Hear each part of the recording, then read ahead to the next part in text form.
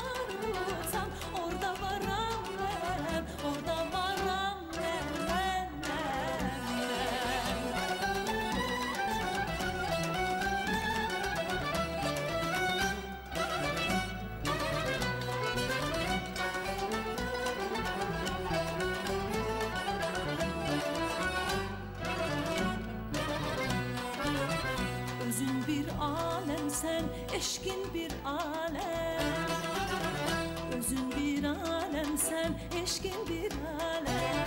Sen olan könülde ne keder ne gam, sen olan könülde ne keder ne gam. Sensiz bu dünya en bedbəxtiyəm ben. Sensiz bu dünyanın en bedbəxtiyəm ben. Seninle dünyada bəxtiyaram ben. Seninle dünyada bəxtiyaram ben. Bəxtiyaram ben. Seninle dünyada bəxtiyaram ben. Bəxtiyaram ben. Seninle dünyada bəxtiyaram ben. Bəxtiyaram.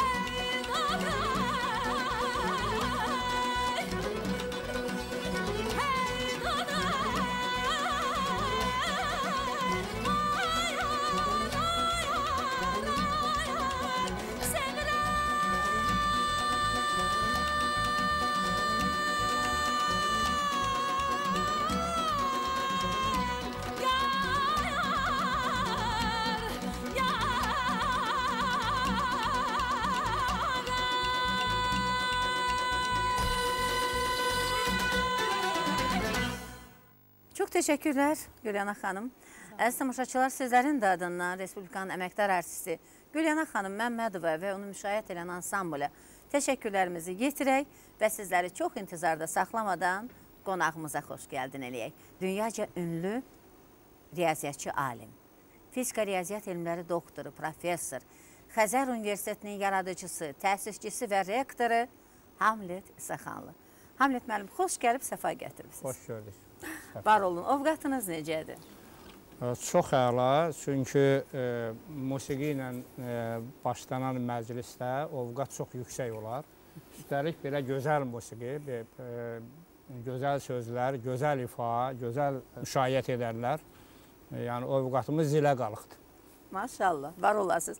Və siz qayda yaradanam, qayda pozanam. Sufiyəm, dərvişəm, dəli ozanam. Şairlik sevdası yoxdur başımda. Məhəbbət coşanda şeir yazanam deyirsiniz. Bugün tamaşaçılara sizi şair kimi təqdim eləmədik. Yəqin bundan inciməzsiniz. Çünki artıq bu şeir səslənər-səslənməz. Onlar bu misraların müəllifini, yəni qədərincə tanınmış bir şairin olduğunu duydular. Hamlet İsaxanlını şair kimi də tanıyan tamaşaçılarımız, heyranlarınız ekran başına cəm oldu. Və nədən başlayaq Hamlet müəllim? Riyaziyyatçılıqdan mı? Siz məndən gözəl bilirsiniz. Mütəxəssisləri, peşəkarları iki yerə bölür dünya. Bir liriklər, bir də fiziklərə. Amma sizdə bu qəribədir, o sərhədlər aradan götürülüb deyə insan bilmir. Daha çox hansına sevginiz olub? Ömürdə ümumiyyətlə hansına üstünlük verib də bu həyata ilk qədəmlərinizi basan günlərdən ürəyinizdə nəyə qərar verdiniz?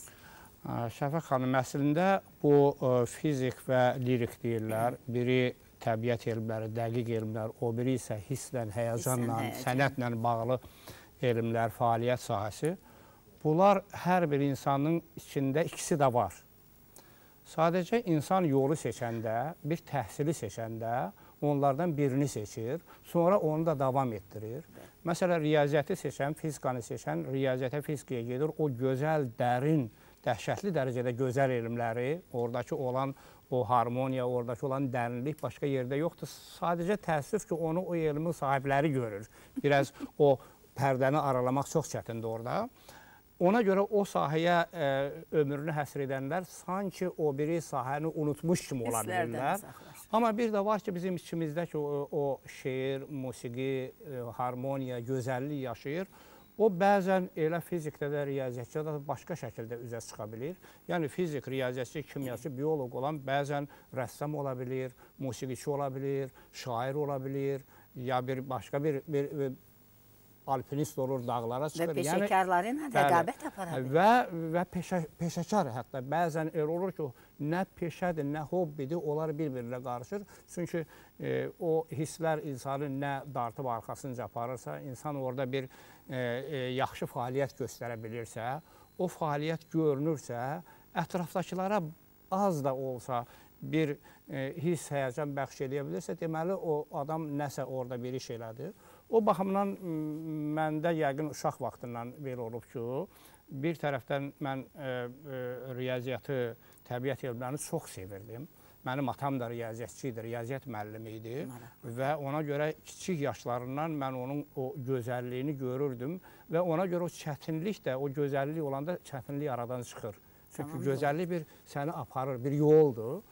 Ona görə onu sevdim. O biri tərəfdən ədəbiyyatı da çox sevirdim. Yəni gecə-gündüz nağıl, dastan, əvvəlcə Azərbaycan ədəbiyyatı, sonra Rus, dünya ədəbiyyatı imkanım dairəsində oxuyurdum. Get-gedə sonra biraz başqa dillərdə bildiyim Rus dilində oxumağa başladım. Biraz böyüyəndə fransız dilində, ingilis dilində. Ona görə hər ikisi mənə o qədər yaxındır ki, mən onun hər ikisinin içindəyəm. Onlar mənim içimdədir. Və biz bir aləmdə qovuşmuşuq. Ona görə hansı nədir, hansına mən daha yaxınam, hansına uzağım, sanki elə bir iş yoxdur. İkisi də bir yerdədir. İkisi də bir yerdədir, bir candadır sanki və bu mənim üçün bir qeyri-adi bir şey deyil. Çünki çox belə insanlar var. Bu gün də bu cür çox insanlar var. Tarix boyda çox insanlar olub ki, hər iki sahəni özlərində birləşdirib. Və həqiqətən də siz çox haqlı qeyd elədiniz. Nə gözəl ki, riyaziyyatçı ailəsində doğulubsuz. İnsan nə qədər ki, bir elmi bilmir, ona vaqif deyil. Ona çox həm çətin görünər, həm də gözəlliyini duymaz.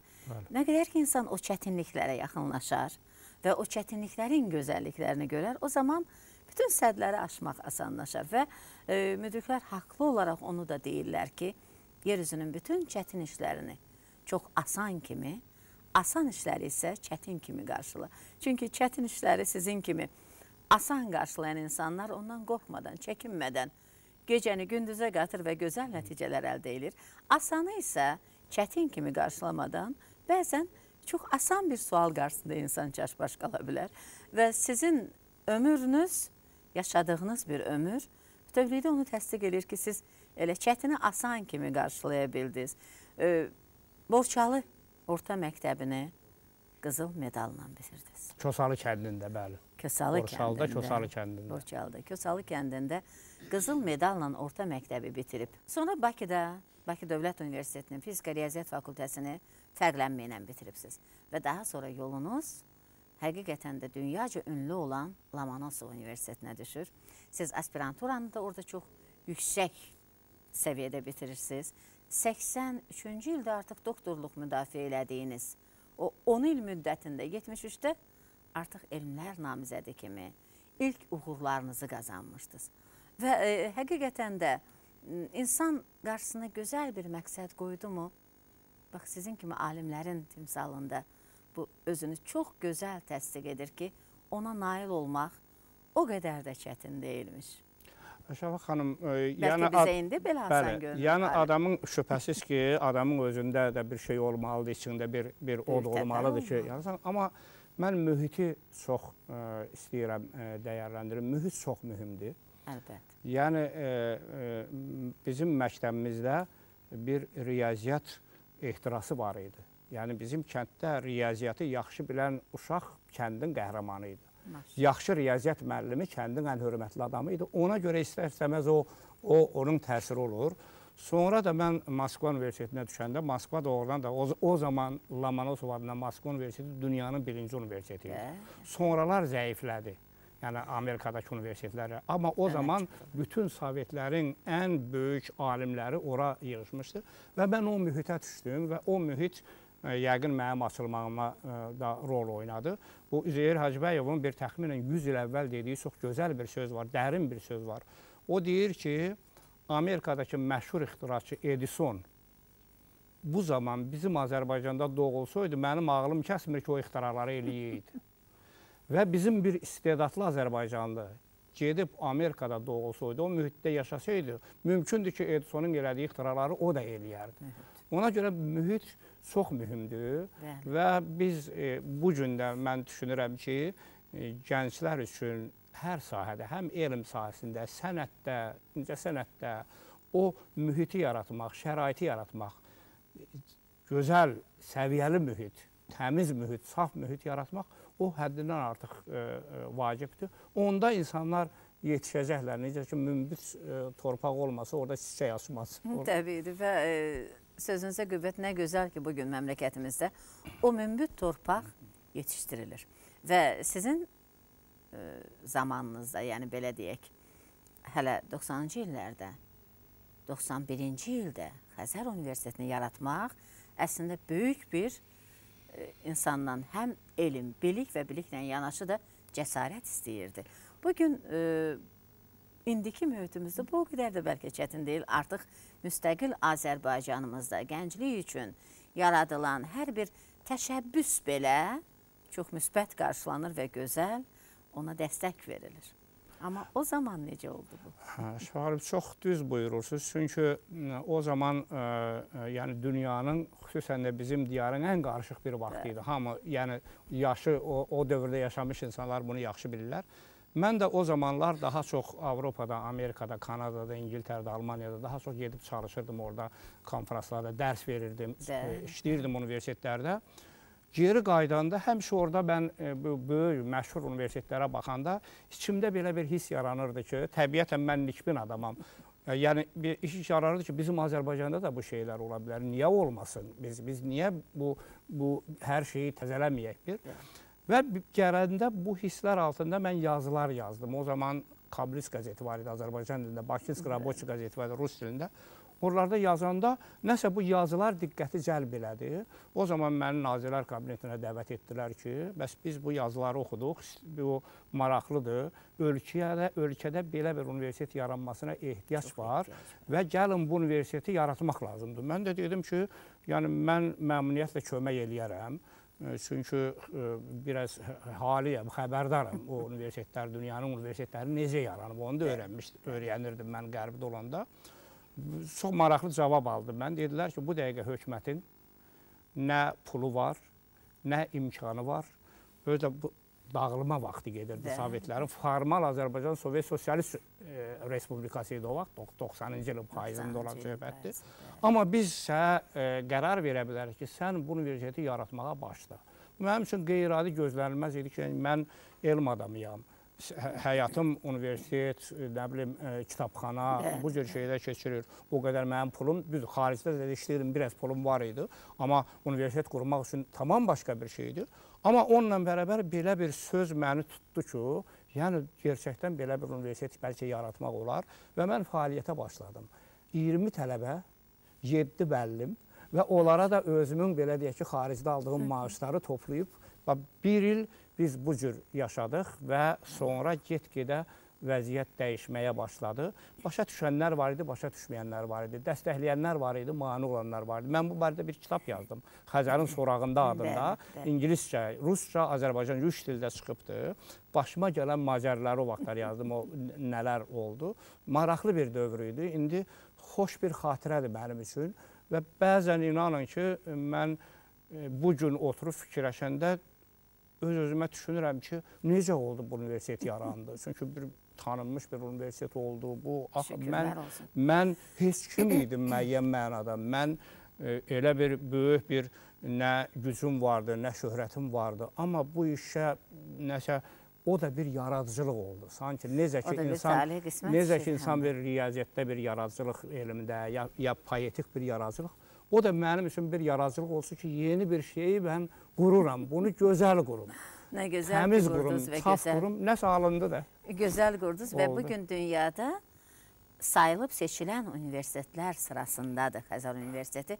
Bu da bizim qürur yerimizdir və sizin kimi alimlərin sayəsində, sizin kimi həqiqətən də təkcə elmi özü üçün deyil, öyrətmək üçün də, insanı üçün, xalqı üçün öyrənən alimlərimizlə biz hər zaman qürur duymuşuq. Siz də onlardan birisiz, heç şübhəsiz. Və bu Xəzərin yaranması, bugün belə araya ərsəyə gəlməsi, həqiqətən də bir elmin, bir ağlın, bir düşüncənin və çox böyük bir istəyin nəticəsidir. Sizin bir müsahibələrinizin birində rast gəldiyim bir fikir diqqətimi çəkdi. Deyirsiniz ki, ağlımdan, elmimdən, düşüncəmdən heç vaxt ziyan çəkməmişəm. Hisslərimdənsə çox vaxt əziyyət çəkmişəm. Və hisslərsiz şeir yaranmaz. Elə anlarda heç olubmu ki, Hamlet müəllim, şeir yazmaqdan əl götürməyi düşünəsiniz? Valla, o incə siz dediyiniz şeir kimi mən heç vaxt qarşıma şair olum, məqsəd qoymamışam. Qarşıma elmlə məşğul olum, bir elm adamı olum, elmdə bir görüm nələr var, elmin gözəlliyini hiss edeyim, o məqsəd olubdur. Ümumiyyətlə, şeir insanın bəzən istəmədiyindən də yaranır, istədiyindən yox. Yəni, bir çiçəyə baxırsan, bir külək əsir, bir soğuğun qopur, bir bulut gəlir, şəfək doğur və sən onun haqqında düşünürsən. Düşünəndə bəzən qafiyəli, musiqili bir söz gələ bilir. Görün, bunun istəmədən tərəfi, borçalı mahalından gəlir o da. Gərək ki, bir şeirimdə belə bir moment vardı. Bir gün günaha batdım. İçimdəki sadə, təmiz məclislərdə oxunmamış, başqa nəfəs toxunmamış şeirə bənzər misraları silkələyib oyatdım. Sətir-sətir, cümlə-cümlə, qələmimlə bəziyib çölə atdım. Özümə iş yaratdım. Musiqili, qafiyəli sözümü kağıza köçürməkdən saxlamışdım özümü neçə kərə. Sözümü vurdum yerə, uydum sevdalı şeirə. Bağışlayın, gücüm yox, bu olasıydı. Bu uşaqlıq sevdası idi. Yəni şeir, musiqi bunlar bir uşaqlıq sevdasıdır. Uşaqlıqdan gələn bir şeydir. Adamın içində oturubdur. Onu öldürmək olmaz. Və o nəsə bir şey də deyəndə o ortaya çıxacaq. İndi Gülyana xanım oxudu. Mənim heç bir şübhəm yoxdur ki, o 1 yaşından oxuyubdur. Yəni aradan olandan oxuyubdur, oxuya gəlibdir. O sonradan elə bir məqsəd qoyum ki, mən müğənni olum, mən xanəndə olum. Elə şey olmur o. O sonraki işdir. Sənin bütün için, bütün varlığın, bütün vücudun musiqi ilə dolu olur, oxuyursan, sonra da oxuyanda da cəmaat görür də deyir, gəl qabağa. Gülyana xanım, bir halda ki, bizim gözəl şairimiz, alimimiz sizin həqiqətən də o musiqi ilə yoğrulan səsinizdən elə söz açdı. Mənə gəlir ki, o şeirdən sonra musiqinin əsl məqamıdır, lütfən. Məmnuniyyətlə mən bir daha salamlayıram həm tamaşaçılarımıza sabah-sabah, həm bizim çox hörmətli Amlet müəllimə xanımı sizi salamlayıram. Çox şadam ki, bu günləri mən də dəvətliyəm, məhz siz olan bu proqrama. Çünki Amlet müəllimə çox böyük hörmətim, sevgim var və mən bir neçə il öncə də biz Amerikada səfərdə rastlaşdıq, Vaşinqtonda görüşdük. Orada biz həyatda, orada tanış olduq. Təsəvvür edin ki, Azərbaycanda bu boyda hörmət bəslədiyim bir insanla Azərbaycanda görüşmək nəsib olmayıb. Biz o boyda Amerikada görüşdük. Çox şadam bugün də bu verilişdəyəm. Amlet müəllimlə bir proqramdayım. Məmnuniyyətlə yəqin Əbülfət müəllim gəzişər. Amlet müəllim şeirlərindən səsləndirsin, biz də baxaq görək nə oxuyarıq.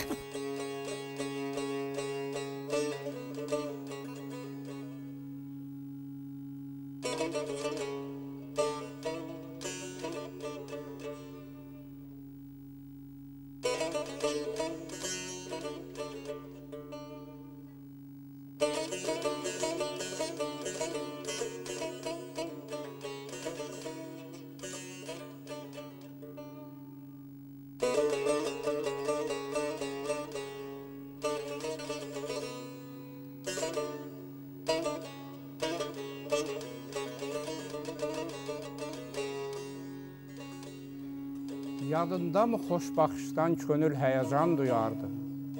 Bir oğlan da yaranışdan xəyallarla yaşayardı.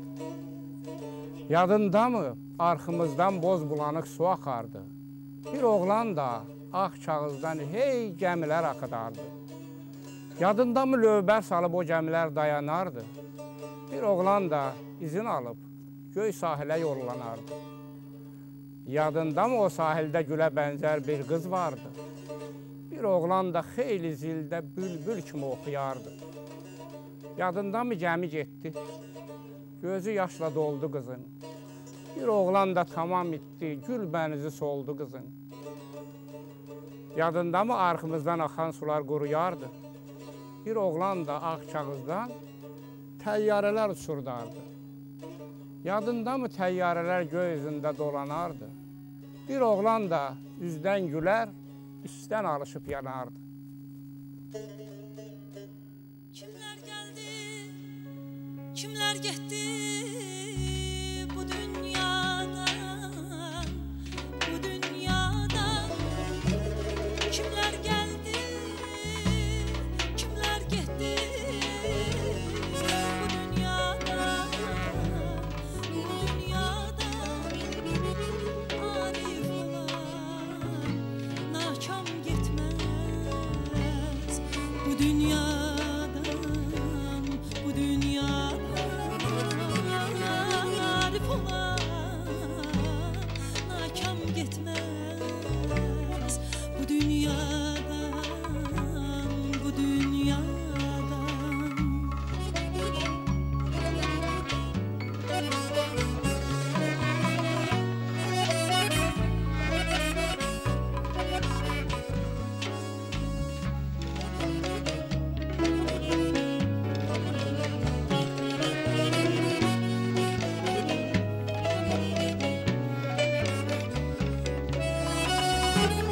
Hər dövranda bir gərdiş var, rəy verir bu ruzigar.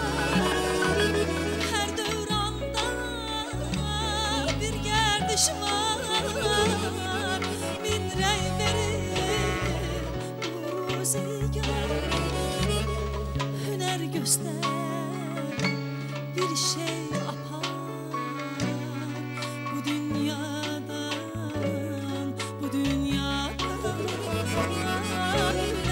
göster, bir şey apar bu dünyadan, bu dünyadan. Alem sirdi qala qala, alem sirdir qala qala, oxuyuruq balaqlara.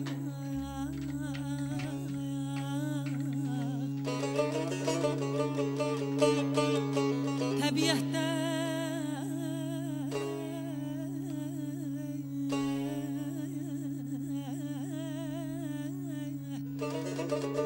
təbiətdə ahəng yaman,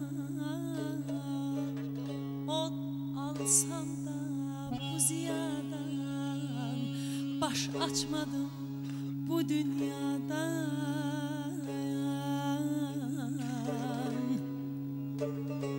Ağac içindən oyulur,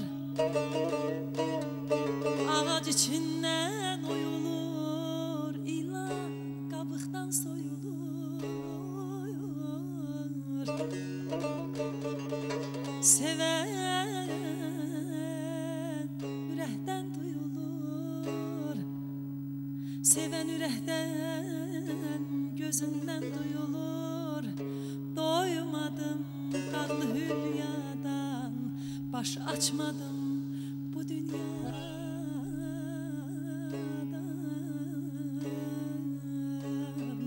bu dünyadan. Ay canım ey.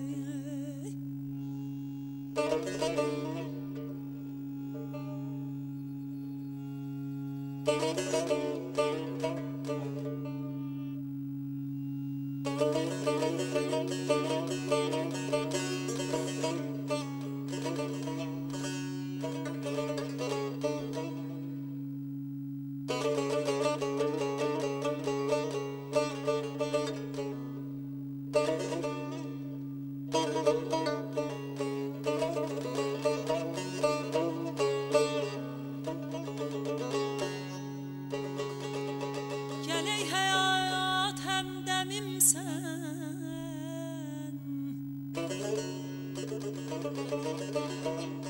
gəl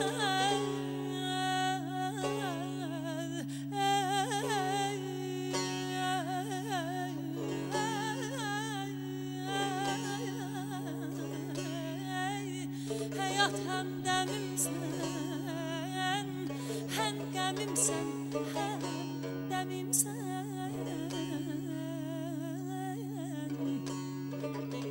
Çox düşündüm, nə sən, kimsən.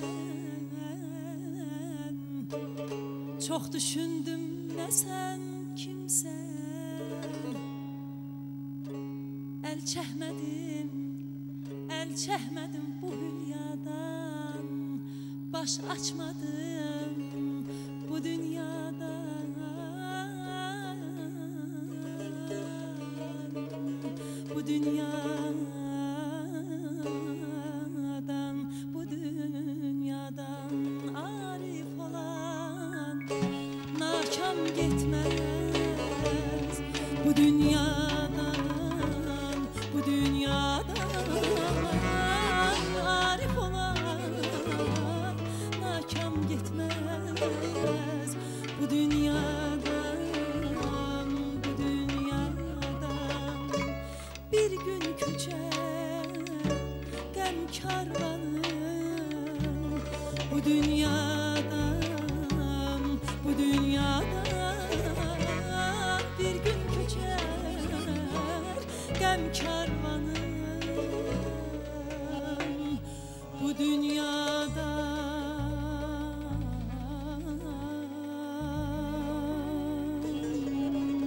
bu dünyadan.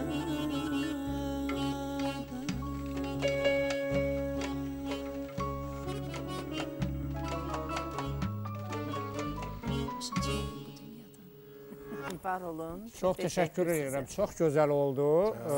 Sizin sözlərinizi oxunaq. Məmmədəli Əliyevin oxuduğu, gözəl oxuduğu mahnını çox gözəl ifadə elədiniz. Üstəlik də bu baş açmadım bu dünyada mənim şeirimi bu şəkildə ona birləşdirdiniz. Çox gözəl oldu. Təşəkkür edirəm. Əslində şeir bir dəfə doğulur, sonra yuxuya gedir. Sonra o musiqiyə gələndə oyanır, qanad çalır. Yəni şeirin qanadı musiqidədir. O çox gözəl.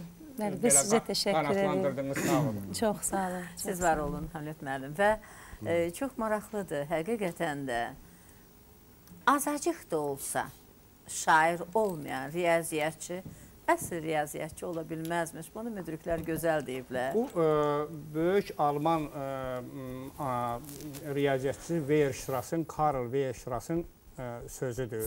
Məşhur sözüdür və o tam doğru bir sözdür. Tam doğru bir sözdür. Çünki riyaziyyat və digər elmlərin özü də dediyim kimi orada məntiq əsasdır. Amma o məntiqə gələnə qədər sən hiss, həyəcanla bir yol keçirsən, bir yolu aydınlaşdırırsan, özün üçün seçim eləyirsən və o sirlərin içərisində bir gözəl bir ahəngi tapmağa çalışırsan, o onun gözəlliyidir. Yəni orada sanki o bir riyazi teoremin bir şeir dəsində. Məsələn, Pifagor teoremi məşhur. Pifagor dünyanın böyük riyaziyyatçısı və böyük filosofudur.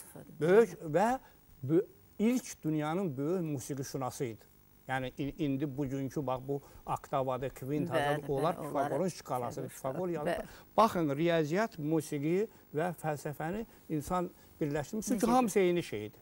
Hamısı eyni şeydir. Sadəcə hərəsi dünyaya bir tərəfdən baxışdır. Və o yaradıcı dünyanın bütün görmək üçün gərək hər tərəfdən baxa biləsən.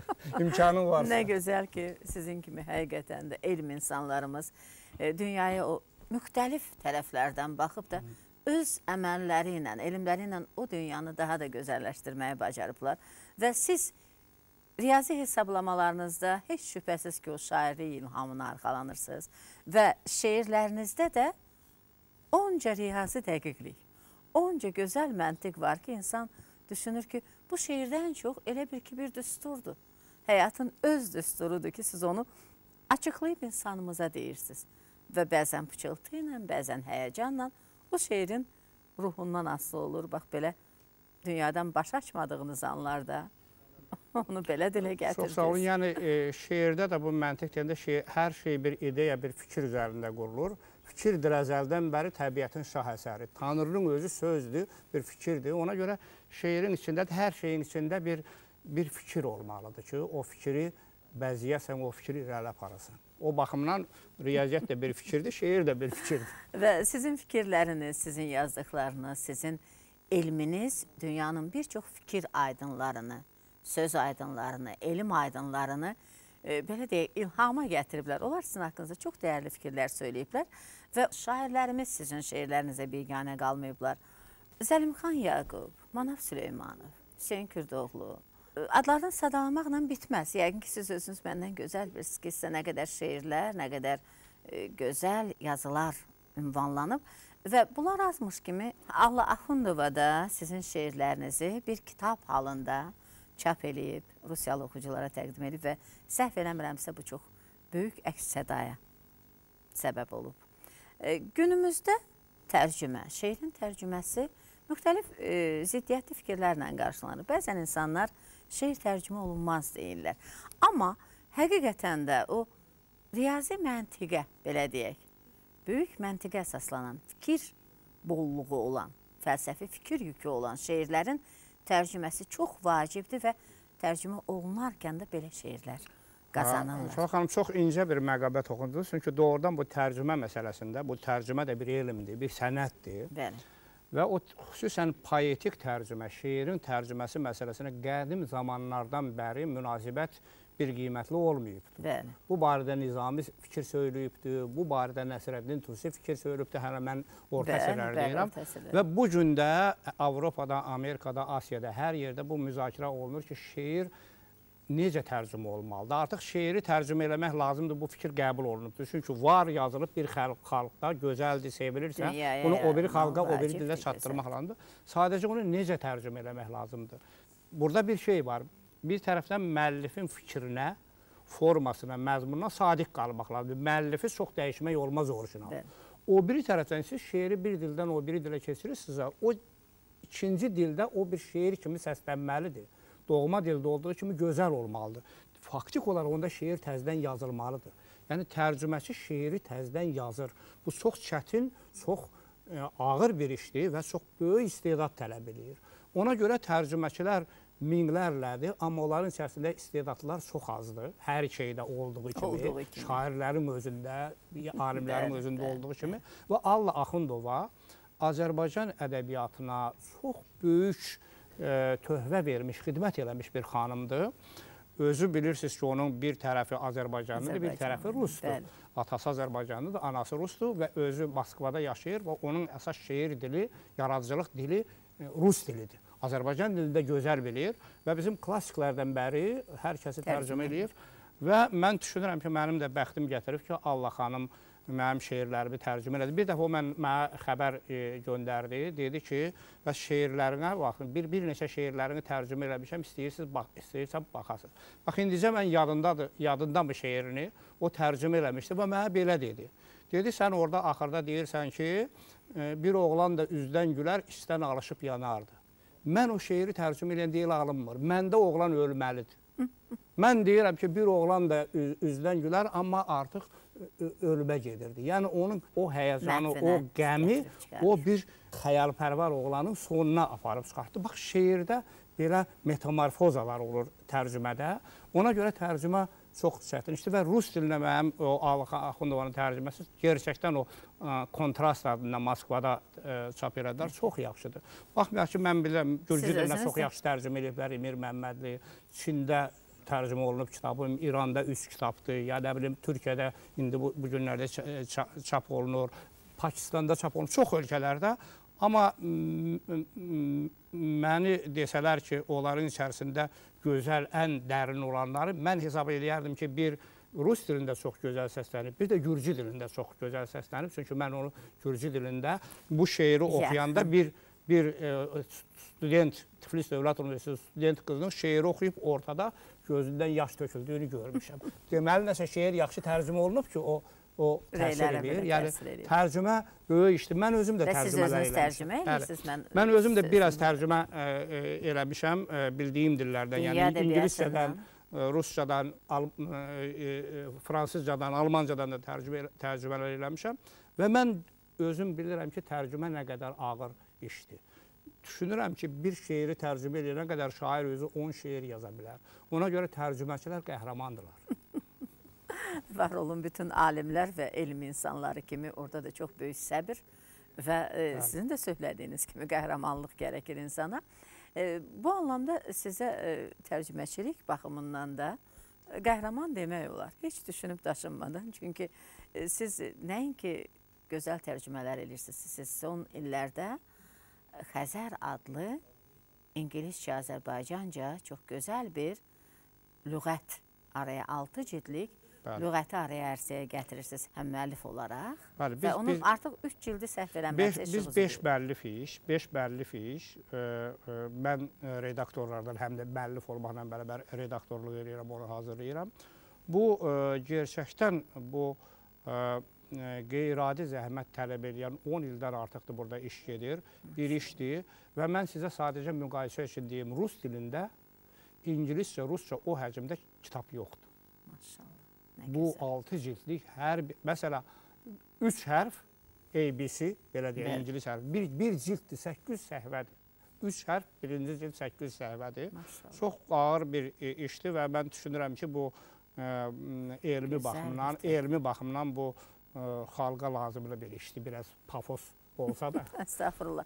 Siz elə Xəzər Universitetini yaradanda da onun İngilis təmayülü, İngilis dilli olaraq yaradaraq, heç şübhəsiz ki, Azərbaycan xalqını, Azərbaycan gəlincini dünyaya inteqrasiya eləyən, öz elmi ilə dünyada elə bir ki, özünü təsdiqləyən biri kimi, bir vətəndaş kimi görmək istəmişdiniz və doğrudan o, yəni dil məsələsi, bəli, o İngilis dili bizim İngilis dilinə sevgimizlə əlaqədar deyil. Yəni, sadəcə İngilis dilində dünya dili olubdur. Elmin dilidir, texnikanın dilidir, texnologiyanın dilidir, ünsiyyət dilidir, iş dünyasının dilidir. Ona görə mən o universitetdə fikirləşdim ki, bizim universitetlərimizin əksəriyyəti Azərbaycanca oxutdururlar, sağ olsunlar, Rusca oxutdururlar. Amma biz bir İngiliscə oxutduran bir olub, bizim uşaqlar orada Harvardda, Londonda, Cambridgedə uşaqlar nə oxuyursa o kitabı oxuya bilsinlər. mən oradan o müəllimi dəvət edəndə o müəllimlər bizim uşaqlara o dərsləri deyə bilsinlər. Sonra mən o uşaqları həmin o universitetlərə daha, belə deyək ki, sonraki pillələr üçün göndərə bilim. Yəni, universitet əyalət universiteti ola bilmez. Orta məktəb əyalətə xidmət edir, yəni olduğu yerə xidmət edir, kəndə xidmət edir. Universitet dünya universiteti olmalıdır. Çünki elmdir, təhsildir, bunlar gərək dünyanın hər yerindən əlaqəsi olsun, getsin, gəlsin. Sərhəd yoxdur elmə. Elmə sərhəd yoxdur. Ona görə ingilis dili vacib olubdur. Bu səbəbi budur, yəni. Var olun ki, o səbəbi çox gözəl bir vəsiləyə çeviribsiniz, çox gözəl nəticələr verir. Və sizi dinləyə-dinləyə, Hamlet müəllim, siz nə düşünürdüm? O əyalət, ancaq məktəb ola bilər əyalətin. Və düşündüm ki, bir əyalətdə, özünüzün də söylədiyiniz kimi, Borçalının bir kəndində boy verən, o yeni yetmənin nə vaxtsa, bax belə, dünyaca ünlü alim olacağını, bəlkə də heç müəllimləri belə düşünə bilməzdi. Və bu yalnız arzuydu. Bugün o gerçək olan arzular var olsun. Və nə əcəb, o mahalda böyüyüb. Sözə könül verdiniz. Saz necə? Həyatınızda olmayıb mı? Şəfaq xanım, o Borçalı mahalında, mən o Borçalının Qarayazı deyilən hissəsindəyim, Kürün altında. Biri Kürün üstü deyirlər, Kürün altı. Ümumiyyətlə, o yerdə saz qeyri-adi dərəcədə sevilir. Orada muğam ənənəsi olmayıbdır çox. Muğam əlbəttə oxuyur, biz radiodan eşidərdik, yaxud gələrdilər muğam oxuyanlar. Amma o xalq daha çox saz üzərində qurulub. Məsələn, mən evimizdə, öz evimizdə Aşıq Əmrahla Aşıq Kamandara qulaq azmışam, öz evimizdə.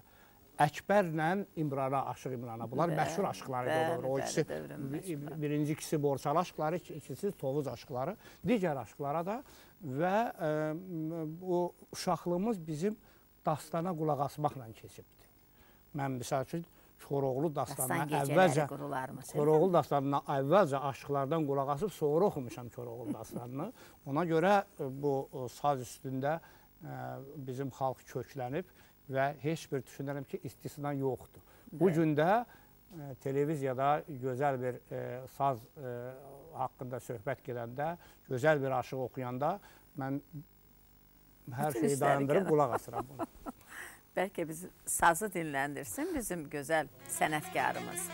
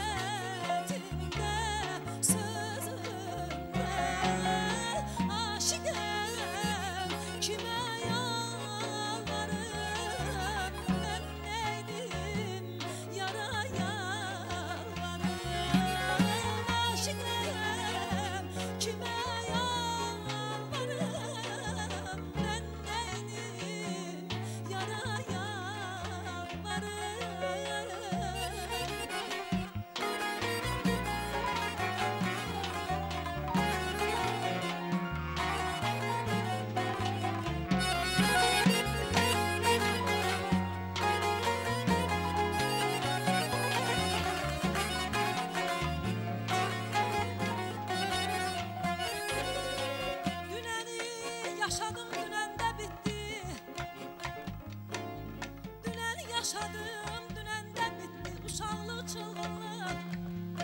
Uşaqlıq qayğılar dinəndə bitdi. Qısqanclıq, çılğınlıq dolu səhnələr. Qısqanclıq, çılğınlıq dolu səhnələr. Ömrümüz payza dönəndə bitdi.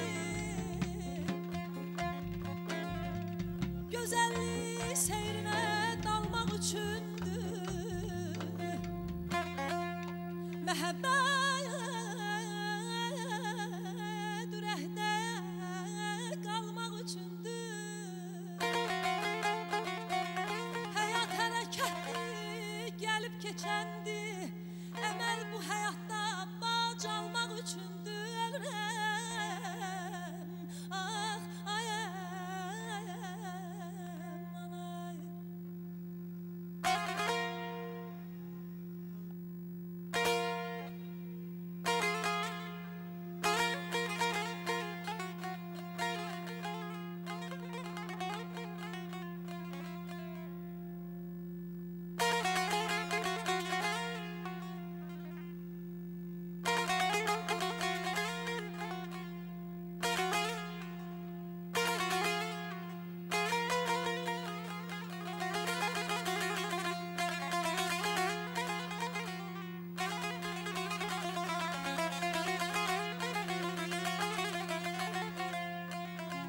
Ocaq kölə dönsə yandırıb yaxmaz.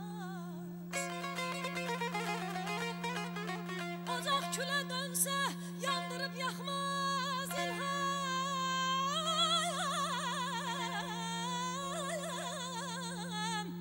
İlham gahdan sönsə söz sözə baxmaz. Günahkar dinlənsə göz gözə baxmaz. Dodaqlar tərpənər. Günahkar dinlənsə sıxılar könül. Dodaqlar tərpənər. Göz gözə baxmaz. Əzinəm əzəldir. Əzinəm əzəldir. Həm şeirdir, qəzəldir. Bugünkü ovqatımız Hamlet müəllimdən nə qədər gözəldir. Aman aman, ay canım ey. Nar ağacına çiçeği bir ulduzdur hər qəçəyi. Ay nar ağacına çiçeği yenə var yar gerçeği.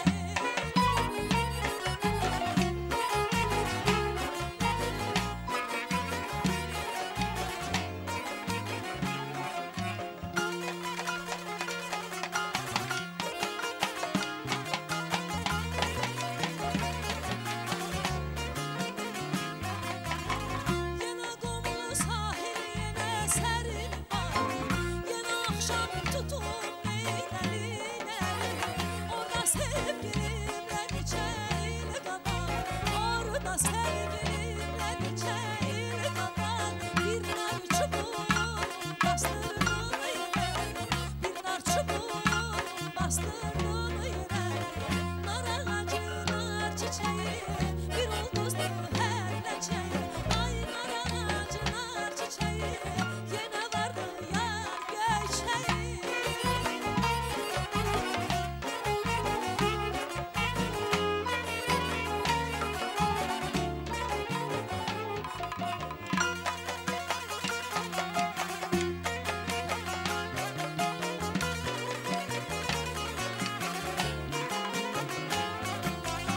Seyrettim o bağın tanış yerləri.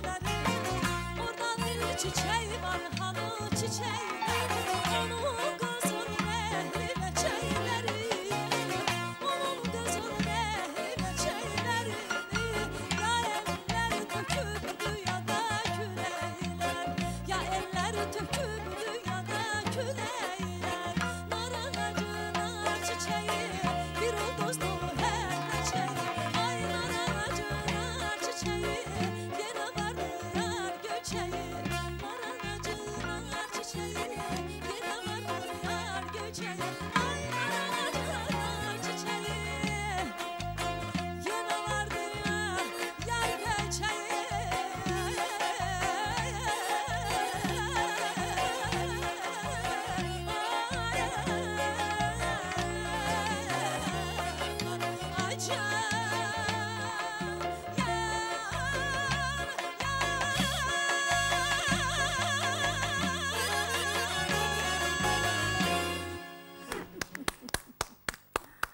Gülənə xanım, çox sağ olun, var olun, nəfəsinizi var olsun. Sizin də saz tutan əllərinizi heç yorulmasın sənətkar. Mən elə gəlir ki, Hamlet müəllim, elə sözü yenə sazla, sözlə davam edəcəyik. Mən də təşəkkür eləmək istəyirəm, çünki həm saz havası, gözəl mahnılar, melodiyalar və üstəlik o yol üstü Gülənə xanım mənim rübailərimə səfər elədi balaca. Var olsun, sizdə var olun. Bir dəfə Kamandarın məclisi idi, Aşıq Kamandarın məclisi. O da bir zarafatçıl idi. Bəli. Çala-çala birdən mənə döndü, dedi, nə deyirsən? Mən də belə çaşdım. Orada biraz bədahətən hərdən bir gəlir, uzun yox, qısa şeylər. Dedim, karvan köçür, yola salmaq vaxtıdır. Küsmüşəm, könlümü almaq vaxtıdır. Laylası əhsikdir nazi ömrümün, çala-çıx, çal qardaş. Çalmaq vaxtıdır. Günəşin saçını hörə bilmirik. Zalimin dərsini verə bilmirik. Həyatın üzü çox tanış olsa da içini dərindən görə bilmirik. Uzaq ulduzları saya bilmirik. Yaxın sevgiləri duya bilmirik. Həyat çox qısadır. Ömür çox şirin. Nə qədər yaşasaq, doya bilmirik. Nədəndir gen dünya mənə dar gəlir? Sevinç üz döndərir, intizar gəlir. Kişiyə ağlamaq yaraşmasa da bəzən ağlamamaq mənə ağır gəlir. Çox sağ olun. Qoca qartalla gəzirsən, dağlar qoynunda, qoynunda, ay qoynunda, qoynunda, dərdin alıyam.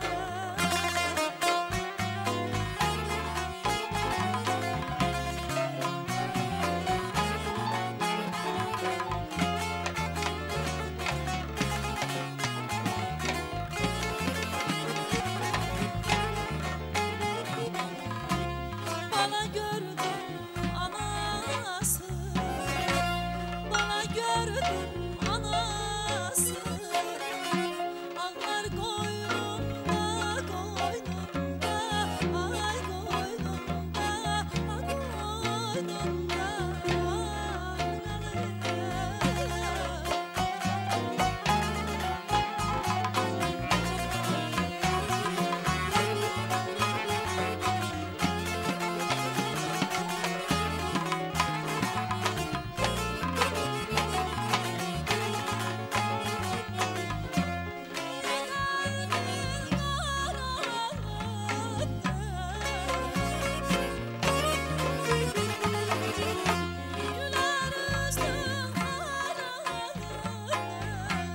şamamalar sarılıp, sarılıp, hallar koynunda, koynunda. Niye kalbin karalı, güler üstün haralı, şamamalar sarılıp, sarılıp, hallar koynunda, koynunda.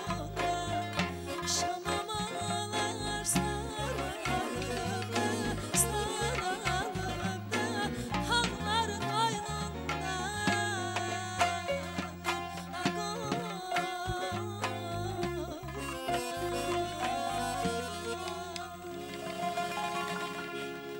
Var olun, Çox sağ olun, təkrar var sağ olun. olun. Çox sağ olun. Və çox Gülənə sağ xanım, olun. elə Çox bilirəm ki, gözəl. bizim bu gözəl müşayiətçilərimizi, ansamblin bütün üzvlərini tamaşaçılarımız çox gözəl tanıyır.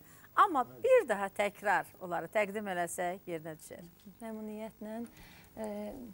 Əlbət ki, bizim elektrosintezator alətlərində Hacı Qorxmaz Qurbanov, digər sintezatorda Pircan Həsənov, klarnetdə nəfəs alətlərində Hörmət Rəhimov, nağarada Bəhruz Cavadov, qoşa nağaralarda Azərbaycanın əməkdar artisti Cəmaləddin Dadaşov və sözsüz ki, Rəşid müəllimlə dünyanın 70-dən artıq ölkəsini gəzib dolaşıb, Azərbaycanımızı həmişə musiqiləri ilə Rəşid müəllimi birgə müşayiət eləyən, 20 ildən artıq onunla çalışan xalq artistimiz Kamil Vəzirov, deyəsən Əbülfət müəllimi unutdum, Əbülfət Məmməd Rəhimov tarzənimiz sazda, sıntarda Hər halda tamaşaçılarımıza heç təkrar xatırlatmaq. Sağ olun, təşəkkür edirəm. Çox gözəl bir ansambıldır və siz çoxdanmı bir yerdə oxuyursunuz? Biz 20 ildir... Mən o dəqiqə görünür ki, belə deyək ki, balaca gözünüzlə işarə eləyən kimi hər şey aydın olur. Bəli, Hamlet müəllim. Bir təcrübə görünür. Mahnı teatrı yaradandan, Rəşid müəllim yaradandan o teatrı Kamil Çünki müəllim 45 ansambl ildir. elədir ki, ansambl uzun ömür istəyir bir-birini çox tez başa düşmək üçün. Bəli, 45 ildir Kamil müəllim işləyir mahnı teatrında və onun 20 ilini də mən bu teatrda bu ansamblla çalışıram. Yorulmayasınız, var olasınız. Ansamblda çox müddətdə işləməkdən də deyil. Bu, gözəl muzikantları yığmaq lazımdır. Bəli. Bayaq dediniz ki, keçmişdə böyük alimlər həm musiqiçi olublar, həm filosof olublar, həm kimyaçı olublar. Bizim ansamblimizdə isə hər bir aləti çalan insanlar hələsi 4-5 alətdə ifa edirlər. Gözəl.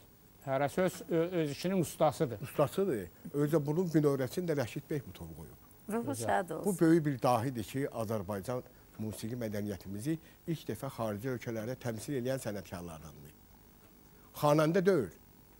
Ancaq görün, o böyük necə ustadır ki, o vokalla Azərbaycan musiqisini, xalq musiqisini elə cəmləşdirib, çatdırıb bütün dünyaya ki, qovuşdurub. Ondan da əlavə, xarici ölkədə Azərbaycan musiqisinin sözlərini, bayaq sözdən gedir söhbət, o dildə, yəni Almaniyada Alman dilində, İngiliscə İngiltərədə, Fransızca Fransiyada, yəni o dildə Azərbaycan mahnısını elə oxuyurdu ki, Fransızlar elə bilirlər Azərbaycan mahnısı onlarındır. Yəni buna böyük bir istedad lazımdır. Və bundan da əlavə Rəşid Behbutov adını biz gərək hər yerdə yüksək tutaq. Hər yerdə, çünki böyük sənətkar dahidir. O ad gələndə ansambl gərək özünü yığışdırsın. Doğrudur. O ada layiq sənətini. Gülgəna xanım 20 ildən artıqdır mahnı teatrında çalışır. Hətta sizin kimi bir dünya görmüş adamı heyran edib. Bu hasad deyil. Bəlkə mən düzdüm? Valla musiqi hər adamı heyran eləyir. Yəni musiqini heyran eləmədiyi adam deyil. Yox, yaxşı musiqi. Yaxşı musiqi, yaxşı ifaçı. Ona görə də mən çox şadam ki, bu günləri sizinlə biz bir yerdə ovqatdayıq. Çox təşəkkürlər. Var olasınız. Çox razıyıq sizdən. Allah can sağlığı. Bir daha sizə təşəkkürlər. Həqiqətən də bir vaxt var idi ki, dünyada Azərbaycanı tanıtmaq üçün Rəşid Behbudovun, Zeynəb xanım Xanlarovun adı gərəkirdi. Amma nə gözəl ki, onlardan başqa elmimizlə, sözümüzlə bugün dünyaya özümüzü tanıda bilirik və sizin kimi alimlərimiz dünyanın dörd bir tərəfini dolaşan alim ki, o mühazirələri ilə, o çıxışları ilə dünya insanını heyrətə gətirir. Bugün bizim ovqatımızın qonağıdır, bizim ovqatımızı gözəlləşdirir və bütün bunlara baxmayaraq, Hamlet müəllim, yenə də dünyada nəyim qaldı dünyaya, nə gətirdim deyə soruşursunuz. Bunun məntiqi cavabı nədir? Yalnız sizin şeirinizdən mi öz əksini tapır, ya özünüz şeirdən savayı necə cavab verirsiniz? Bilirsiniz, bu çox böyük dünyada dahi insanlar olur, İshak Newton kimi. Dünyanın mənzərəsini dəyişibdir, dünyanın nə olduğunu başa salıb insanlara. Onun bir sözü var.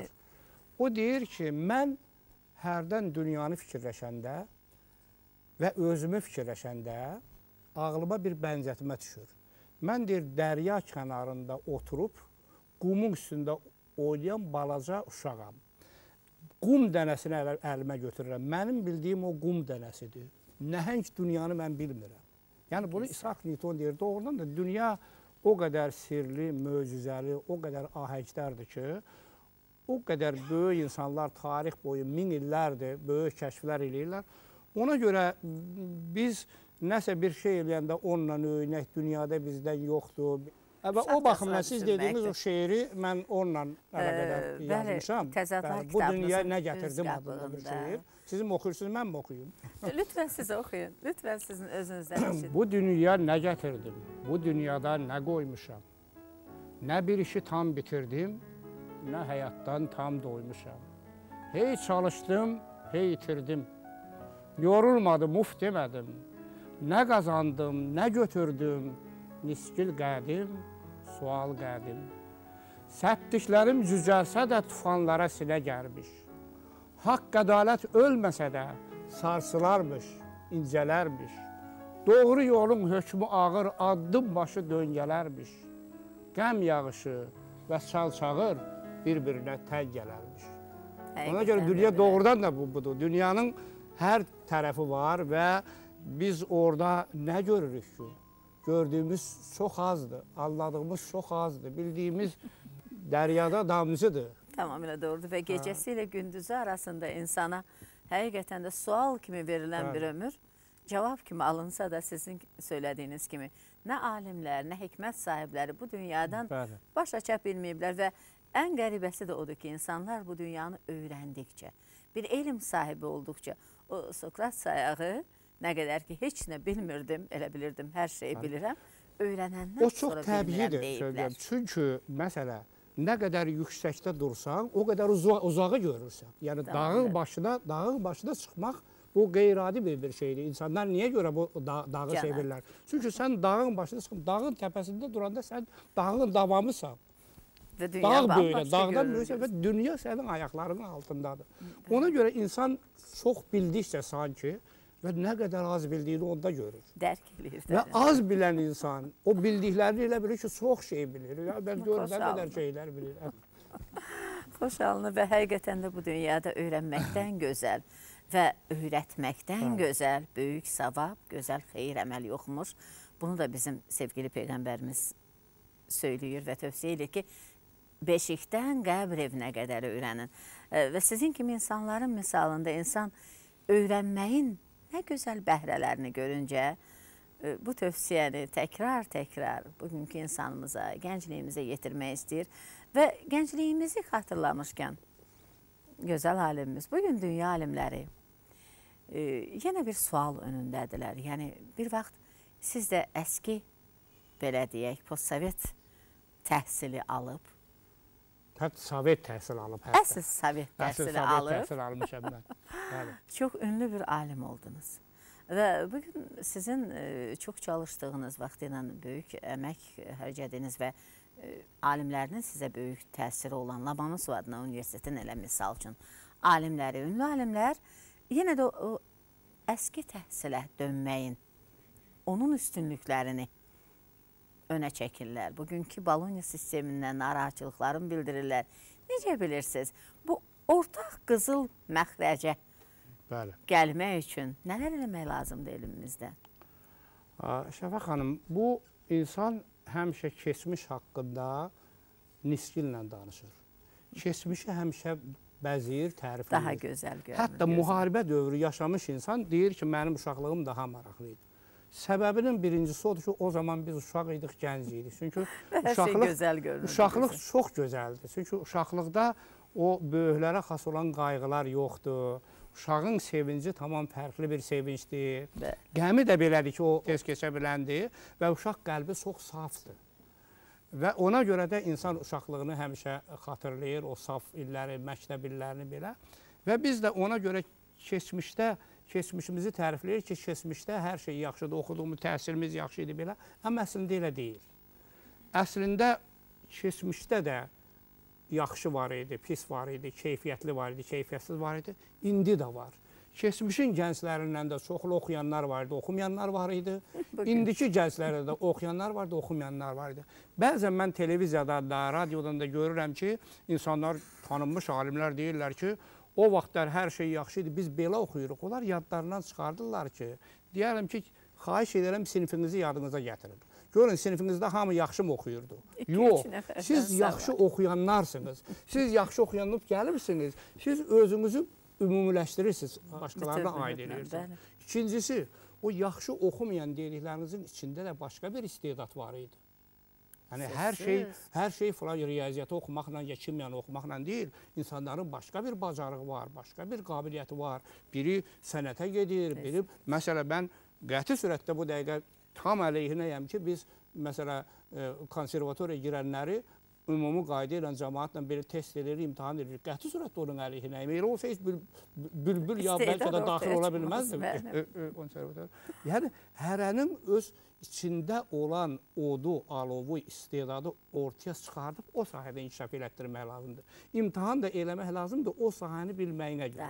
Musiqiçinin musiqi qabiliyyətini, riyaziyyatçının riyaziyyatçı qabiliyyətini, o birli kimyaçının kimyaçı qabiliyyətini, bu çox mühümdür, çox vacibdir. Ona görə təhsilimizin o vaxtlarda problemlər olub, bu vaxtlarda problemlər olub, bu vaxt problemlər daha qabarıq görünür. Ona görə ki, biz indi dünya açıq bir ölküyüz. Biz o zaman Sovetlərin bir hissəsi idi, Sovetlərin böyük elmi var idi. Sovetlər parçalananda, dağılanda böhran oldu, biz də kiçik ölkə qaldıq, problemlərlə üz-üzə qaldıq. Təhsilimiz hara getsin? Kimlə biz olaq? Türkiyə, İran, Rusiya, Avropa. Progresiv yol Avropa təhsil yolu idi. Avropa təhsil yoluna Bologna prosesi deyirdilər. Çünki Bologna şəhərində Avropanın təhsil mütəxəssisləri gəldi, bir bəyannamə imzaladılar ki, gəlin biz sistemlərimizi bir-birinə ahəngdar eləyək, bir-birinə yaxın eləyək. Biz də ona qoşulduq 2005-ci ildə. Və ona qoşulduq. İndi insanlar Bologna sözü altında çox şeyi demirlər. Bolognanın mərkəzi məsələsi keyfiyyətdir. Amma insanlar, bəzən ali məktəblər, bəzən professorlar, bəzən tələbələr onu çaş-baş salırlar, öz məqsədlərinə uyğun başqa cür şərh edirlər. Onda Avropanın nə günahı var, Bolognaның nə günahı var, Azərbaycanın nə günahı var. Var olasınız və ali məktəblərə qəbulda bugün ən vacib sual, nəyə ali məktəblərə qəbul olunarkən? Bir işə, bir vəzifəyə təyin olunanda belə insanların məntiqi riyaziyyatdan nə bilib bilmədiklərini çözəliyirlər və bu sualları doğru dürüst cavablandıran insanları gərəkli insanlar sayılır. Məndən inciməsəydi bizim bugünkü alimlərimiz, mən güman eləyirəm ki, bunun kökündə də o şərqin hikməti dayanır. Yəni, şərqin o qədim ənənələrinə baxanda, orada oxumuş, oxumamış insan heç fərq eləməzdir. Təhsillidir, təhsilsizdir. Onun o hikmət dəryasından mütləqdir ki, bilgiləri var idi. O ənənələrlə gələn bilgilər ona bütün həyatın müşküllərinə cavab verməkdə yardımcı olardı və heç kəs, mən elə gəlir ki, məntiqi riyaziyyat suallarından mənfi qiymət ala bilməzdi. Şəfa xanım, çox maraqlı məsələyə toxudunuz. Qədim Çində 2000 il bundan əvvəl ilk ölkədir ki, onlar işə götürəndə insanları imtahan edirdilər. İmtahan edəndə insanın bir neçə qabiliyyətlərini yoxlayırlar. Qabiliyyətlərdən biri danışıq qabiliyyətidir, təşkilati qabiliyyətidir. İnsan insanlarla işləyəcək, ünsiyyətdə işləyəcəkdir, komanda şəklində işləyəcəkdir. Çünki bir adama yovuşmaz bir adam olur, o gedib orada bir problem törədir. Gəlib, bunu yoxlayırdılar. Sonra bir sahədə sənin biliyini yoxlayırdılar ki, sən işləyəcək və biraz riyazi düşüncələrdir, yəni məntiqlə düşünmək. Məsələ, riyaziyyatda elə şeylər var ki, onlar mədəniyyətimizin bir hissəsidir. Məsələ, çevrə, dairə, üçbucaq. Bunlar riyaziyyat deyil. Kəsir, toplamaq üçün. Bunlar riyaziyyat deyil. Bunlar həyatımızın bir hissəsidir. Necə ki, hərfləri bilməliyik ki, oxuyaq. O da riyaziyyatın hərfləridir. Mədəni insan, o sabah bizim uşaqlarımız var, uşaqlara baxırıq. Yəni, üçbucağın nə olduğunu bilməyən adam uşağını oxutmayacaq. Mən özümə belə fikirləşirəm ki, ona görə insanlarımız biraz, mən demirəm ki, hər bir alim olmalıdır, çox hər tərəfli olmalıdır. Amma həyatın müxtəlif fəaliyyət sahələrindən, tutaq ki, ədəbiyyat, musiqi, incəsənət, rəsm, biraz riyaziyyat, biraz bu dünya nədən belədir, bu günəş nədir, ay nədir, planet nədir, bu şeyləri bilmək yaxşı şeydir. Yəni, onlar çox çətin də şey deyil. Bizim orta məktəbimizin proqramları onlardan qat-qat ağırdır, çox şeylər verir. Yəni, o deməkdir ki, orta məktəbini heç olmasa 7-8 ilini çalışmaq lazımdır ki, yaxşı oxuyaq. Var olasınız və həqiqətən də bu dünyanın hikmətindən baş açmaq üçün mütləqdir ki, o elmləri öyrənək. Bir də həqiqətən də o qədim şərqin, yaxın və uzaq şərqin, o böyük, hikmətli elm insanlarının sadəcə kitablarını kimin imkanı hansına yetirsə, bir cəciyini oxumuş olsa belə insan çox şey qazanır. Ad çəkir, İbn Sinanın adını çəkər var. İbn Sina hamı tanıyır, çox böyük həkim kimi, həkim alim kimi onun əsərini, tibb qanunu kitabını 700 il Avropada əsas dərsliyi oldu. Bəli. İbn Sina dünyanın ən böyük filosoflarından biridir. Bəli. İbn Sina riyaziyyatçıdır. İbn Sina astronomdur. İbn Sina gözəl şairdir. Onun şeirləri qalıbdır. Sözünüzə qüvvət, İbn Sina gözəl ədəbiyyatçıdır. Minerologdur. Yəni İbn Sinanın toxunmadığı bir sahə qalmayıb. Ona bənzər başqa Ömər Xəyyamımız Nəsrəddin necə? Tusidir, Ömər Xəyyamdır, Birunidir, Əl-Cəbrin atasıydı. Yəni əlbəttə o dövr keçdi. Bu dövr insanı o cür ola bilmir. Çünki elmlər çox qabağa gedib, çox şaxələnib. Bir elmi öyrənmək üçün ömrünü ona həsr eləməlisən. Amma ümumi bir savad olması, ümumi bir dünyanı bir başa düşmək, o insana həyatda qərar qəbul eləməyə də kömək edir. Bütün müşküllərini aşardı. İnsan sənət seçir, bir qərar qəbul edir. İnsan evlənir, qərar qəbul edir. İnsan bir səfər eləyir, qərar qəbul edir. Bir iş həyatı qurur, qərar. Bunları qərar qəbul edəndə insanın hər tərəfli məlumatlı olması onun qərar qəbul eləməsinə, düzgün qərar qəbul eləməsinə kömək edir. Ən azı buna görə bir xeyli şeylər bilmək lazımdır. Var olun və o qərarları qəbul edəndən sonra elmlə oxuyub da çox yorulandan sonra yəqin ki üz tutduğunuz bir şeirdir, bir də musiqi. Çox gözəldir. Mən onu deyim, mən doğrudan biraz müxtəlif sahələrlə məşğul oluram və bu insanı yorulmağa qoymur. Çünki istənilən ən maraqlı bir sənət də olsa, adam biraz ondan yorula bilir. Biraz eyni gün təkrar edirsən, o adiləşir sənin gözündə. O şey də sevimli şey adiləşməməlidir. Onun üçün onda keçirsən bir başqa bir sahə ilə məşğul olmağa. İndi mən misal üçün başqa bir şey olmayanda gedib mənim teleskopum var. Gedib ulduzlara baxıram. Təsəvvür eləyin ki, siz baxırsınız, misal üçün Yupiterə baxırsınız. Bu Yupiterə baxırsınız, insanın iç dünyası dəyişir. Sən görürsən ki, o balaca ulduz deyir, o bizim ay kimidir baxanda. Onun ətrafında 4 dənə peyki dolanır. Onun ətrafında nələr var da, qəribə bir, gözəl bir dünyadır. Bir hiss keçirirsən, ondan sonra rahatlaşırsan, sonra gəlib bir dənə, belə deyək ki, Bülbülə, ya Raşid Beyibdova, ya Şövkət xanıma, ya Gülyalıq xanıma, ləzzətlə qulaq asırsan. Çünki artıq həzzin birini aldın, rahatlaşdın. Ondan keçib öz riyaziyyatı ilə məşğul ola bilərsən, ondan keçib öz tarixi ilə, nə ilə məşğul olursansa, ona görə o İnsan məşğələlərini dəyişə bilirsə, insanın bir neçə marağı varsa, mən elə insan tanımıram ki, onun bircə marağı olsun. Elə insan yoxdur. Biz onun bir tərəfini görürük. Bu, ifa elədiklərini görürük. Amma onların başqa nə maraqları var, nə sədəfləri var, onları çox zaman insanlar bilmir. Amma onların məşğul olduğu, sevdiyi başqa sahələr var. Oxuduğu maraqlı kitablar var. Mən misal üçün dünyadan çox sevdiyim şey dağa çıxmaqdır. Yarım alpinist, belə deyək ki, bu işlərlə məşğul oluram. Gedirəm, belə deyək ki, Kanadada, Azərbaycanda, Rusiyada, Avropada çıxıram. Mən o uzaqdan dağa yaxınlaşanda, dağı görəndə mənim bütün içim dəyişir.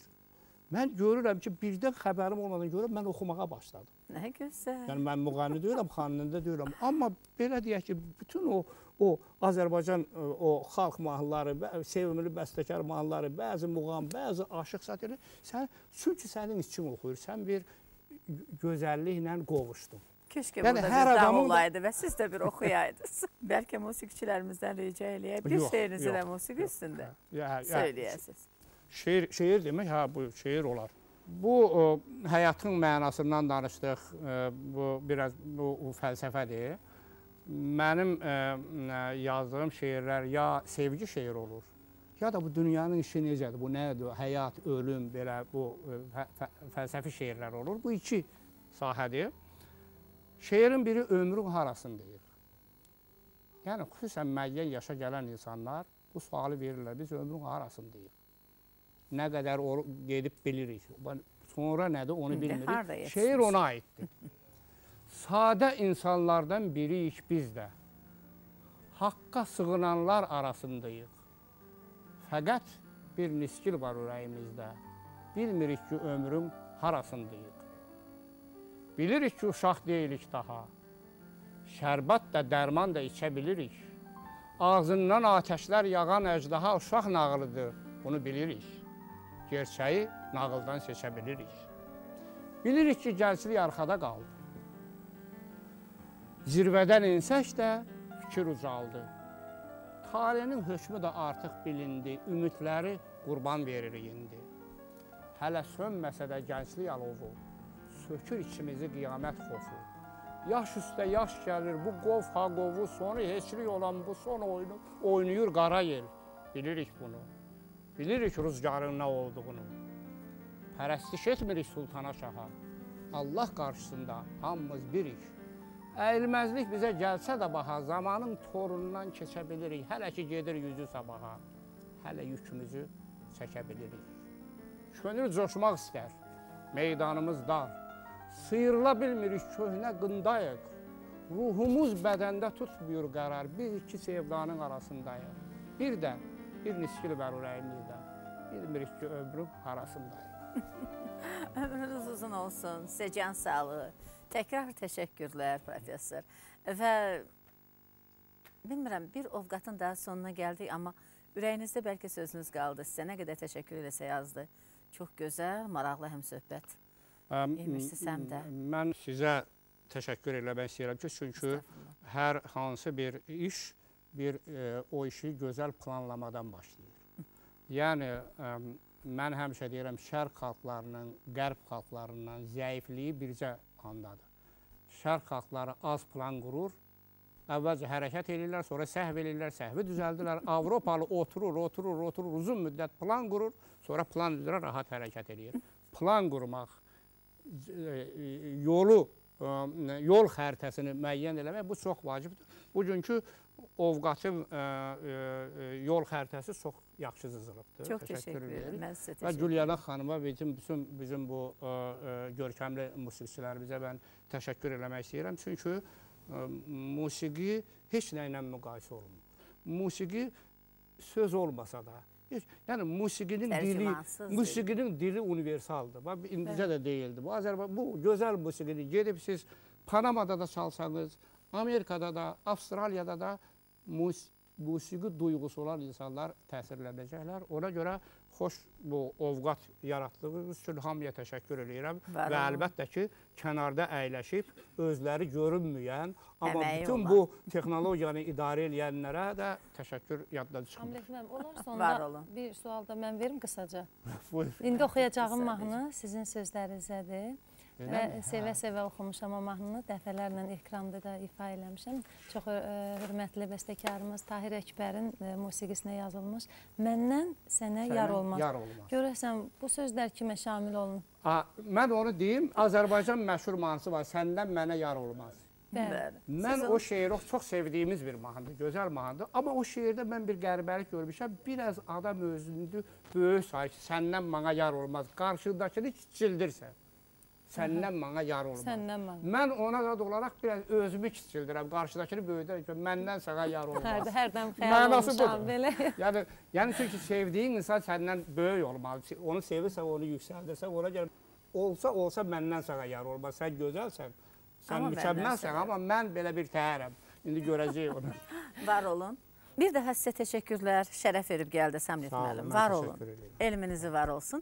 Və tamaşaçılara xatırlatmaq istərdim ki, bugünkü verişimizin qonağı dünyaca ünlü alimimiz, fizika riyaziyyat elmləri doktoru, professor, Xəzər Universitetinin təsisçisi, yaradıcısı və rektoru, şair Hamlet İsaxanlı idi.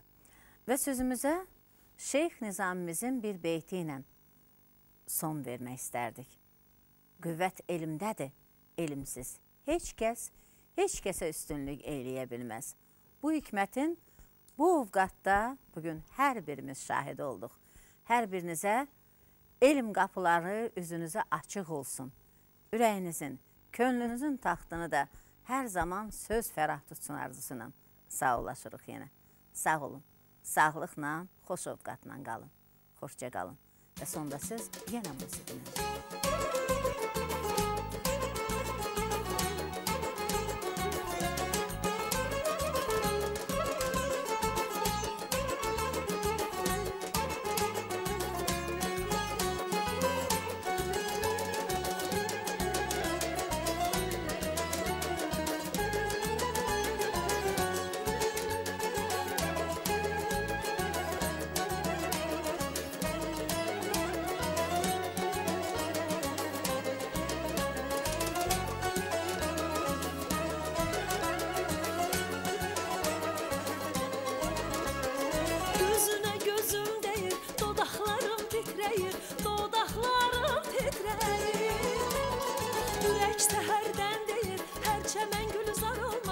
her çemen gülzar olmaz.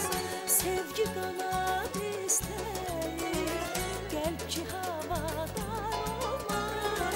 Bilmirəm xalq ne deyir, bilmirəm xalq ne deyir, məndən sənə yar olmaz.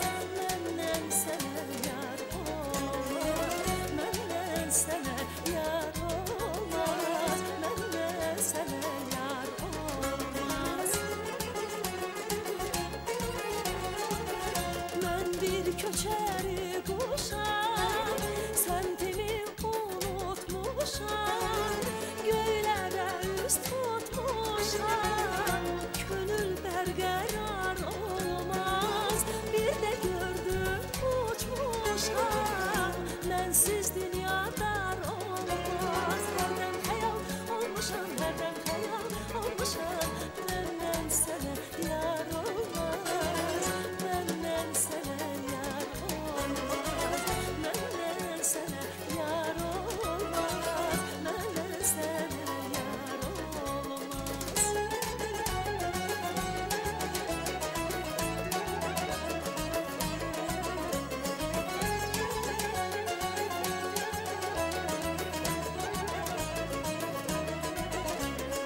Qol-qoladır sevincəm, bu dərdə dözəmirəm, bu dərdə dözəmirəm. Daha gəl demirəm, gəlsən də bahar olmaz, gəlsən də bahar olmaz. Odam yanıb sönürəm, odda etibar olmaz. Neyləyim mən bu cürəm, neyləyim mən bu cürəm, məndən sənə yar olmaz, məndən sənə yar olmaz, məndən sənə yar olmaz, məndən sənə yar olmaz.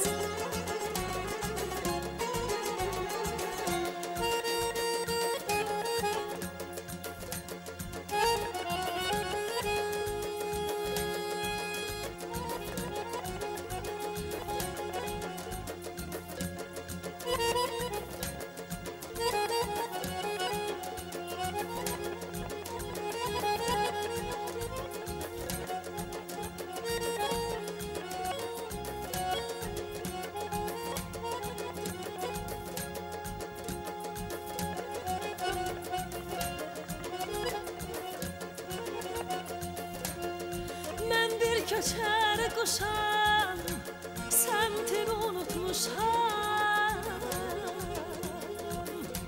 göylərə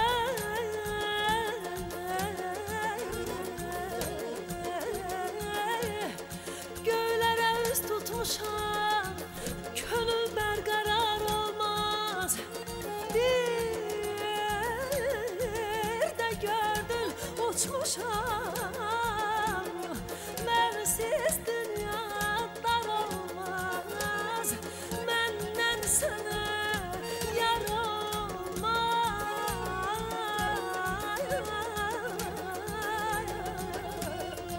Ay can.